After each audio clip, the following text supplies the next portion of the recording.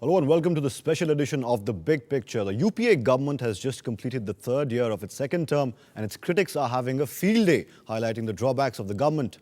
In an increasingly gloomy economic scenario, with inflation touching double digits, economic growth slowing to a crawl, the fiscal and current account deficits careening out of control, and the rupee hitting an all-time low, UPA too is under the gun from not just the opposition, but also sections of the media and industry.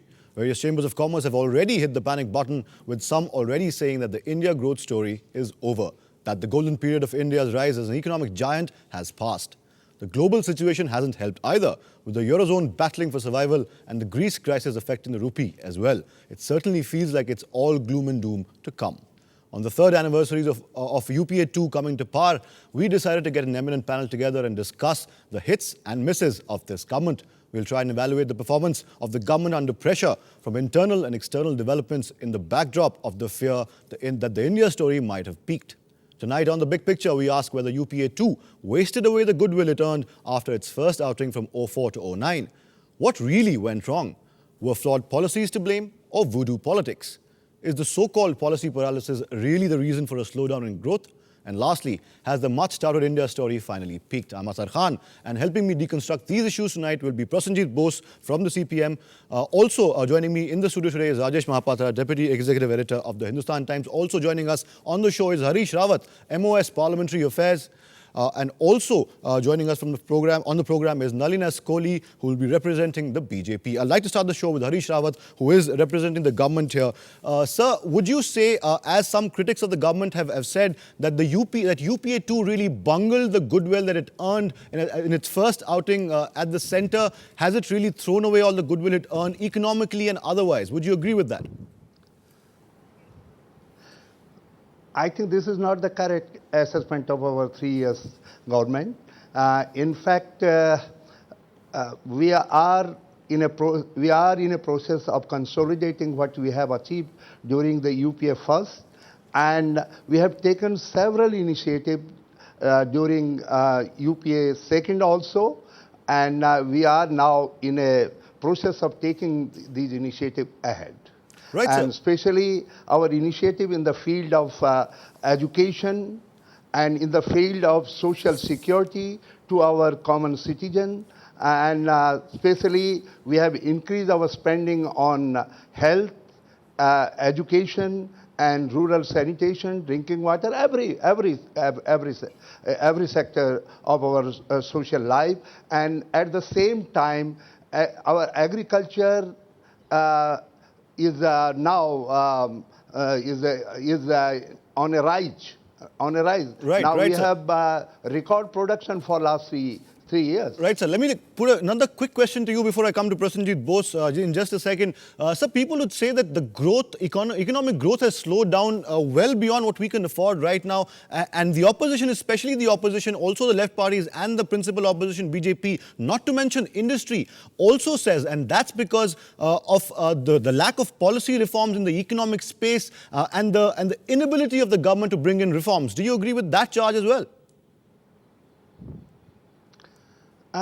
You will appreciate our constraint also. We have taken a step to boost up our economy by taking the decision of having FDI in multi-retail, but that measure of we haven't received the support from those quarters who were earlier asking or pressurizing us for taking the reform course.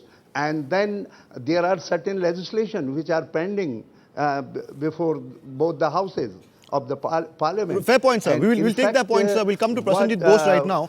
Sir, voodoo politics, this really interesting term that's flying around and people have been reading about it. For the benefit of our viewers, that would imply that politics without a consistent, the absence of a consistent goal, and voodoo economics would imply that the economy would take care of itself without any need for reform. These terms, sir, do you think the current government, UPA 2, has been suffering from voodoo politics and economics? Would you agree with that? Have they suffered because of that? Well, I don't really know whether voodoo politics or voodoo economics is the appropriate term. But the way I see it is that this government right from the beginning has suffered from a lack of a sense of direction. and it continues to persist. There are multiple, different people tries to pull this government in different directions, and what is increasingly happening is that the government is falling between two stools. And apart from the lack of any sense of direction, the fact of the matter is that very serious, the economic problems like the problem of inflation. Now there is a slowdown in growth. The growth itself has been jobless, as has been revealed by official data. So the living conditions of ordinary people have also been deteriorating over time. Coupled with that, there have been massive corruption cases, which has also dented the image of the government. And contrary to what Honorable Minister is saying, unlike the UPA 1 government, where actually there were concrete things for the government to claim in terms of achievement. There was a REGA, there was the Tribal Forest Rights Act and several other positive things that the government did for the ordinary people. Unlike that, this government actually cannot even claim one achievement. All the pro-people promises they had made, the food security legislation, the land, the acquisition amendment bill, and all the other good things that they said that they will be doing for the Aam Aadmi, they have not been able to do it for unknown reasons. Now, what is happening is that neither are they being able to keep their Aam Aadmi constituency happy, who are reeling under inflation and economic slowdown, unemployment, etc. On the other hand, the other quarters, the big business, the corporate class, they're not happy either. They are not happy either because of the fact that this government has no sense of direction. Fair point, sir. Let me so take I up am on saying that this government is falling between two stools. That is what is happening. Let me take up on that. Before I come to Rajesh, I like to go to Nalin Kohli for one question, sir. Mr. Kohli, welcome to the show. First of all, social spending increased considerably in UPA 2. The criticism being that the Congress High Command decided that one particular General Secretary could ride the wave of popularity if they increased the outlay, the financial outlay of these social spending schemes and would get a majority of his own in 2014. That being the first criticism. How far do you think increase in outlay of these social welfare schemes and subsidies are responsible for the current economic situation, which is not very good? I think I'd like to answer this in a direct way. If it were just a matter of spending money, then it would be very easy. I think the truth lies in implementation. The truth lies also in policy direction. Spending money alone is not the answer. The Honorable Minister just a few minutes ago spoke about a record output in agriculture. I think the other side of the story is rotting grains because of lack of storage facilities. And if you're talking of FDI and multilateral retail, which was also one of the reasons or one of the points given by the government was that it would help in the back end of agriculture. It's not rocket science to build godowns, and it doesn't take rocket science to ensure that jute bags are delivered so that the grain can be stored at the right time. So I think this is really, this is the real story. It's about implementation and squandering away a basis on which we started. The second point is about spending. I think the budget, if you look at only this year's budget, we are talking of a deficit that is by any standards worrisome, and the finance minister doesn't seem also comfortable with a deficit of about 5 lakh crores. So I think the real story here is not about spending, it's about financial mismanagement. Right, Just having sir. schemes is not it. Two more quick comments. I think this government's entire last 3 years can be summed up by what people are saying and not the opposition parties. Either they are talking of ethical deficit, which was Mr. Chidambaram's own words. They are talking of policy paralysis, which is coming from across the market, across the economic sector. They are talking of trust deficit, which is what is happening politically. So I think the UPA tool is a definitely failed story. Right, There Mr. is nothing Kohli, I to need to gloss get Rajesh about. Mahapatra in right now. We'll come back to you. Stay with us. Rajesh, isn't it a little pointless to blame the government? People would say, some people would say, commentators have said, and we've had a conversation before, that the whole political class is sort of risk averse right now, in a game of one-upmanship, trying to attack each other and opposing for the sake of opposing. Don't you think that's what's really hurting the economy, the absence of any consensus on both sides of the aisle, leading to no reforms coming through? See, I'm not very comfortable in the way, you're trying to link up the state in which the economy is in today with the 3 years of UPA rule. Essentially, I don't think the situation in which we find ourselves today should be made out to be a report card on UPA. Right. Because, if we start doing that, I'm not sort of dismissing all the issues that have been raised by other panelists. They are very valid issues. Clearly, this government has failed to be a facilitator that it was expected to be. However, I think there is a bigger danger if we sort of try to look at what is happening with the economy and try to blame everything on, some phrases that we have discovered over the last 1 year: policy paralysis. Very trust fashionable deficit. to call. I think the problem lies somewhere else. This economy went through a series of changes, and that sort of created many opportunities. I would say, the productivity levels at different spheres went up, and it created a self-sustaining dynamism of its own, on which we rode, and we rode pretty well for 4 or 5 years. What we forgot, that in order to sustain this, we need to be doing different things. And so, Prasenjit talked about Narega. All of that, in a way, because we were a fast-growing economy, because the government was getting a lot of money coming into its kitty, and therefore we could sort of spend it, and we said, we went inclusive. Now, let me say, this whole thing about this inclusiveness is talked about as an adjunct to the growth story. Right. It is never talked about as something that should be integral to the growth story. Fair point. And because we have failed on that, today we are stumbling upon the growth story again. I wouldn't be as harsh as you were in saying that the India growth story is over. I would say it has taken a pause. It would be probably a long pause before we can recover. Let me just go quickly across to Harish Rawat. The minister is still with us. Sir, let me ask you this. I know you're a busy man and you have to leave, but a couple of questions from me first. Reforms, policy paralysis, thwarted reforms, very fashionable words these days. People are throwing them around like there's no tomorrow. Don't you think, and would you agree, that the opposition is equally to blame for the lack of reforms that we've seen in the past couple of years, because they've been opposing everything that the government tries to bring in just for the sake of opposing? Isn't that something that you would agree with? I want to make it clear that we are also concerned about the price rise or the deficit. But at the same time, despite the euro crisis, we could maintain the 7% growth rate. I think this factor should be appreciated. Secondly, there are several legislation before the two houses of parliament, and everybody knows that we have not the sufficient number in Rajya Sabha about economic reforms. There was a consensus largely between Congress and the BJP. We are expecting that they will be supporting these economic reforms measures, but they are adopting their numerical strength to blockade the passage of these legislation. At the same time, about this GST also, the CGST, they are also utilizing their state governments to block the way for finding out the way how to implement it. Right, sir. Also being told that Anjun Roy has just joined us, but we'll go to Anjun Roy, senior economist, just after the short breather. Don't go anywhere, stay tuned, keep watching The Big Picture.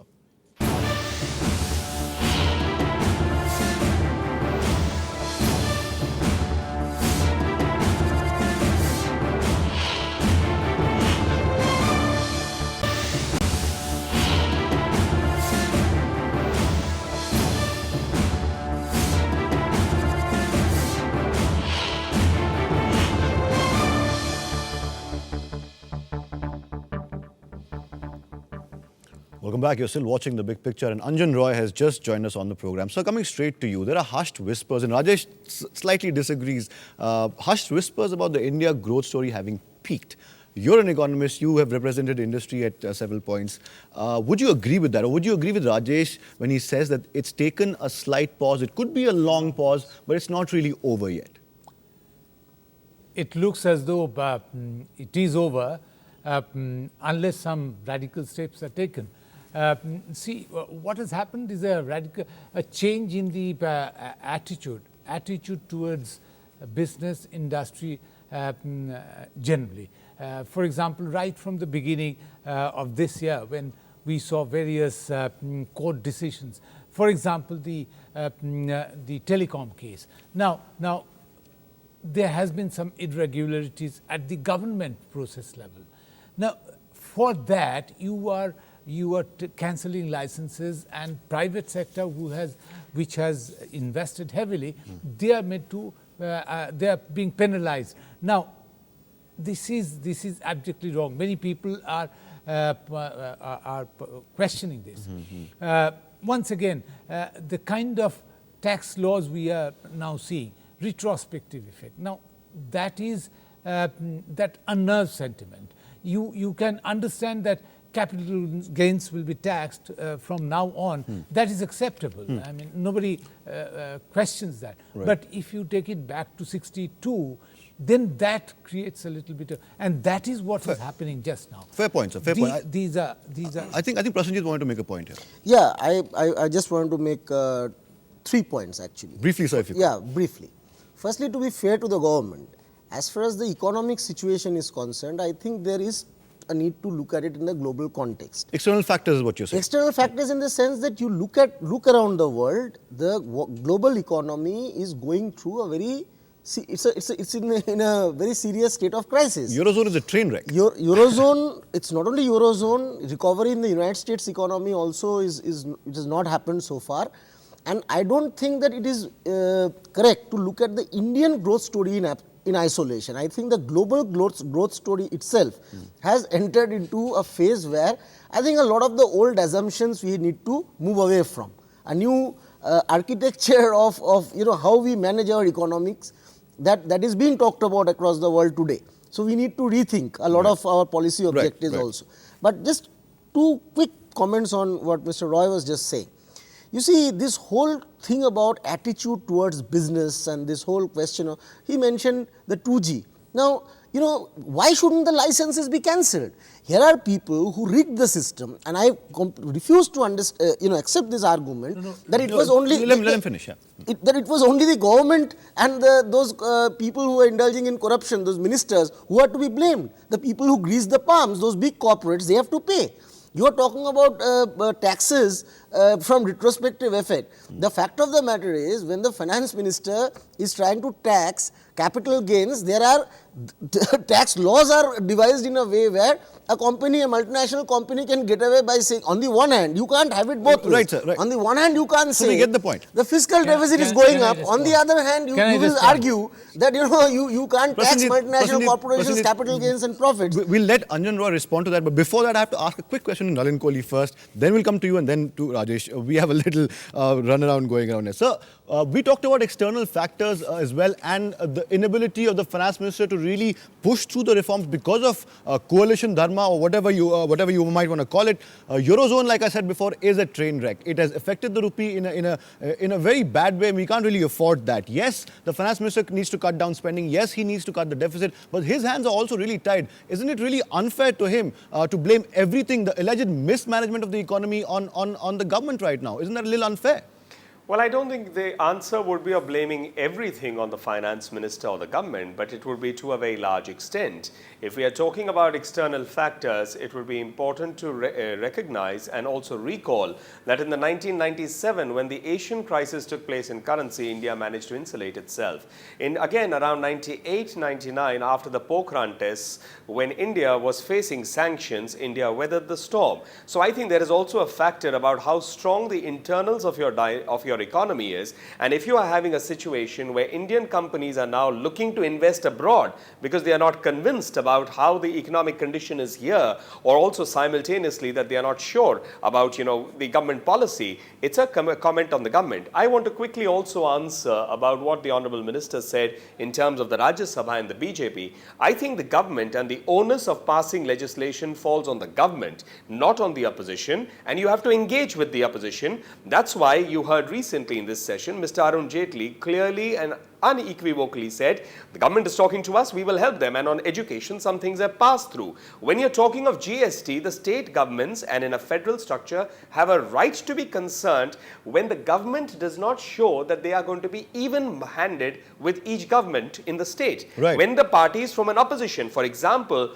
when legislation of Gujarat or of Madhya Pradesh or Chhattisgarh is kept pending with the governor, who's an appointee of the central government, how can you build consensus and trust? So I think it takes two to tango. It takes both sides. Right, sir. And yes, the first step has to be from the government. Fair and point. the opposition in national interest will certainly take that step forward. Fair point. Sir, let me come to Rajesh very quickly. Then I'll come to you, so don't worry. You'll get your say. The government on its part has stoutly defended its achievement. You saw the minister saying that there is a report card of sorts that's been, as we speak, being released. The highlight of that report card is expected that the country witnessed a 14% increase in per capita income, while foreign direct investment or FDI grew by 55% March to March, despite a global slowdown. Would you call that a silver lining at least?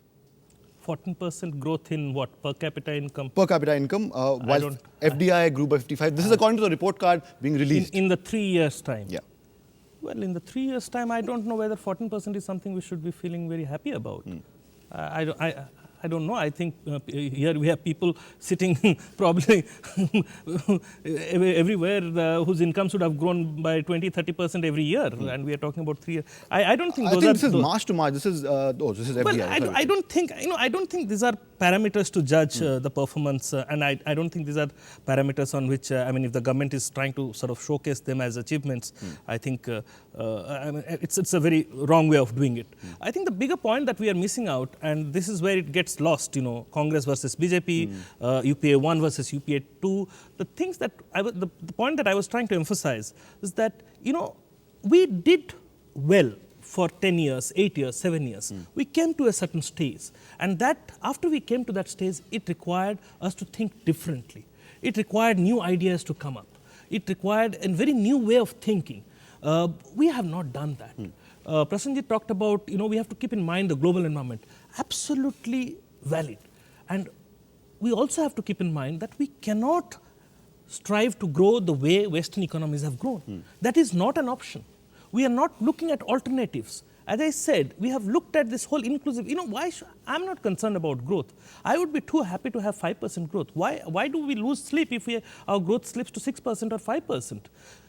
What we need, this country has got 600 million people who live on less than $2 a day. Right. We have a large number of people, nearly 800 million people, who are outside of any decent schooling system. Absolutely. We have people who do not have access to drinking water. We need to be talking about these things. What do we need to get them there? And that requires a whole set of different way of thinking, a whole set of, a paradigm shift in the way we look at it. Innovative thinking, out-of-the-box thinking. And therefore, I said, I'm not very sure if UPA didn't come back to power in 2009, if there was NDA in power, the outcome would have been different today.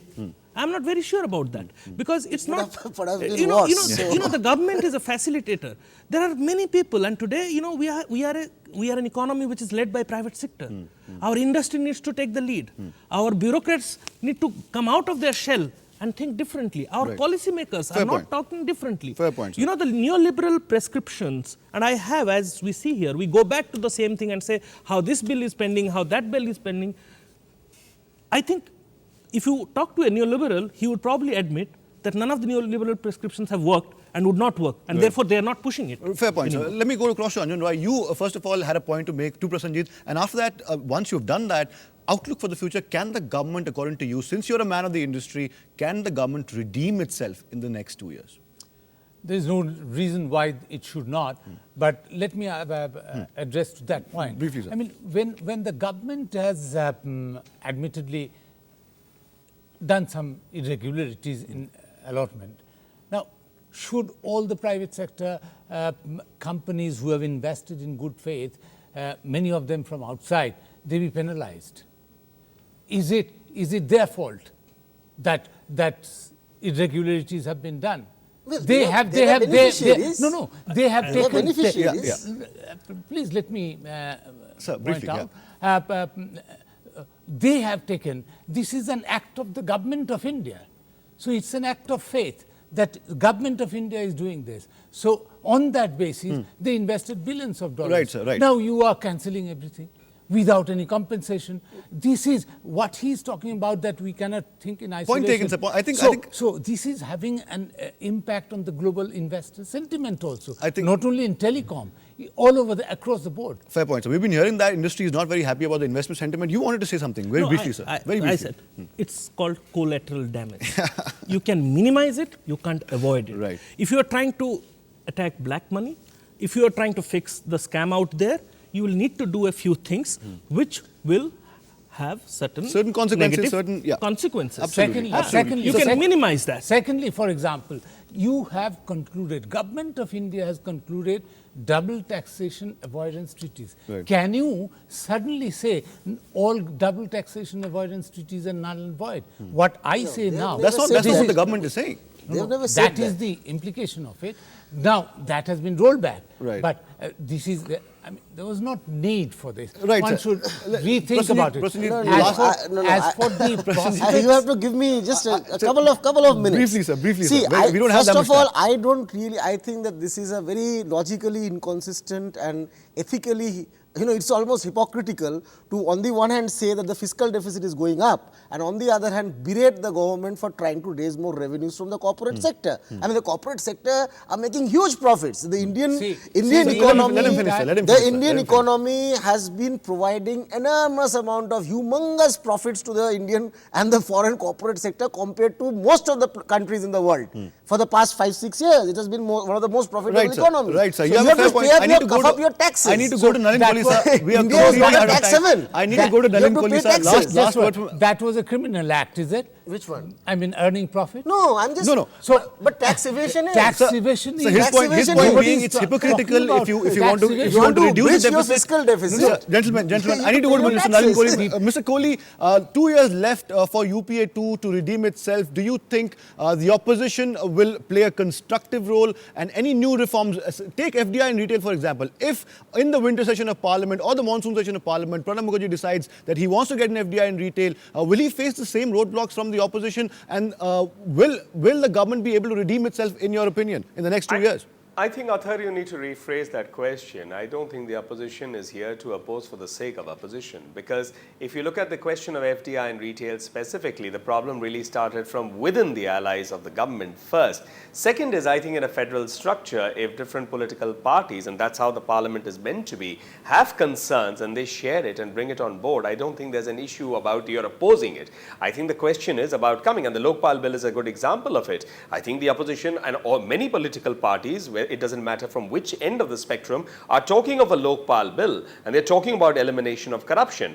But then at the end of the day, it does not mean you're stalling the Lokpal. Right. So I was coming to, so now the next question is about, and your last point was an overarching point about whether the opposition will help. Briefly, sir, if you could. Yes, very briefly. I think, yes, certainly. I think that, as I said, the onus lies with the government. I mean, the government has to engage with the opposition. The government, if the government does not engage with its own allies and cannot bring them on board, I think you're being unfair by putting the blame on the opposition parties who are not part of the government and expecting them to Point taken, sir. Last word on the show. Rajesh Mahapatra, 2 years left for the UPA government. What should we expect ahead? Very briefly, sir. We're out of time.